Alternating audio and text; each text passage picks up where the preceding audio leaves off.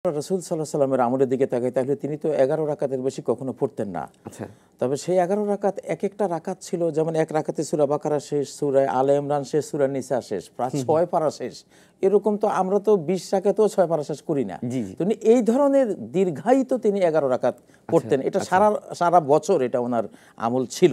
জি জি। এরপরে যদি আমরা তাকাই খোলাফায়ে রাশেদার দিকে, হযরত ওমর ফারুক রাদিয়াল্লাহু তাআলা আনহু তিনি বললেন যে নবী সাল্লাল্লাহু আলাইহি সাল্লাম তো 3 দিন তারাবির সালাতটি তিনি জামাতবদ্ধভাবে পড়েছিলেন।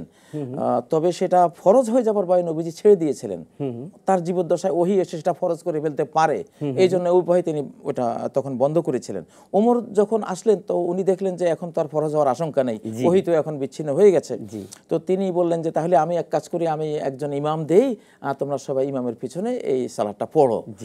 তখন এটা 10 রাকাত 10 রাকাত করে 20 রাকাত 3 রাকাত ব্যতীত 23 রাকাত বা 21 রাকাত 23 রাকাত আসলে এগুলি তখন থেকে শুরু হয়েছে।